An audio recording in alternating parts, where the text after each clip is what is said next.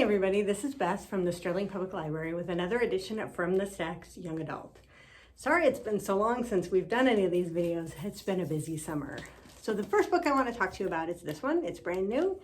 It's called The Sunbearer Trials by Aiden Thomas. And I've been really excited about reading this one because I've read another book by this author that I really liked called The Cemetery Boys. So the first line is, "First, there was only soul among a sea of stars." So this book reminds me a little bit of the Percy Jackson series, only it's definitely YA, in that a bunch of teenage half-gods running around doing things. So the main character, Theo, is the trans son of the bird god, Quetzal. So the gods in this world are very Mexican, all with Mexican names and ideas.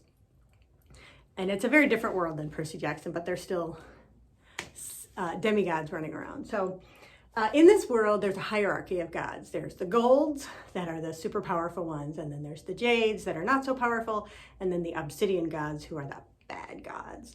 Now the obsidians have been banished by some pretty powerful magic that needs to be renewed every 10 years. And the way it gets renewed is by one of the demigod children doing some things but the way they pick the god to do it is they have these Sunbearer Trials. And almost always it's one of the gold god's children because they're the more powerful ones. But in this particular year, Theo actually gets picked to participate in these trials, which is a series of 5 contests. So he and 9 other of these demigods get together and they have to compete in these various trials. And there's lots of excitement, lots of action in this book. And then it's really interesting, the relationships between the gods and the differences in the classes, like with the golds and the jades and the obsidians. I liked the book a lot. I liked Theo as a character. He's got a really big heart. He wants to do really good things, but he's super impulsive and a little bit reckless. So he's just very lovable in that respect.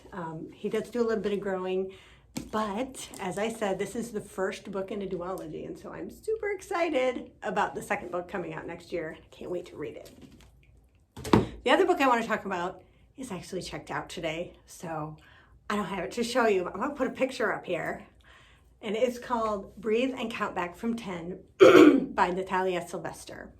So this book is about Veronica, who's a Peruvian-American girl, teen, living in Florida with her parents and her sister. And Veronica has hip dysplasia, and she's had many surgeries throughout her life. That's one of the reasons that her parents came to America, to get the medical treatment and the surgeries.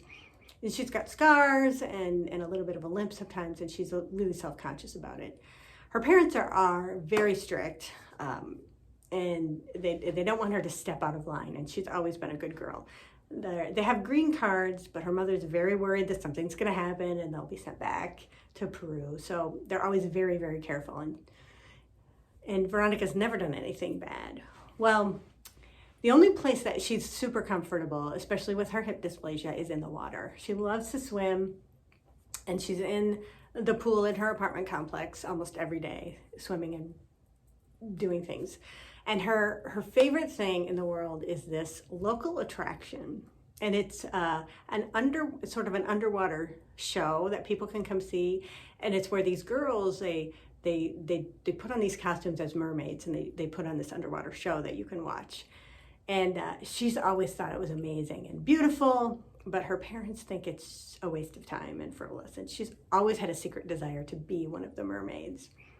Well, as it turns out, this summer of her 17th year, there's an opening, and because one of the girls breaks their leg or something, and so there's an immediate opening, and so she really would like to try out, but her parents don't want her to because it's not important, it's not good for her, and she needs to decide what she's going to do. So this book is really a coming of age for Veronica. She's been brought up in this strict environment, but she loves her parents, but she has to figure out who she is and what she wants to do. And so it was really interesting to watch her go through that and the thoughts.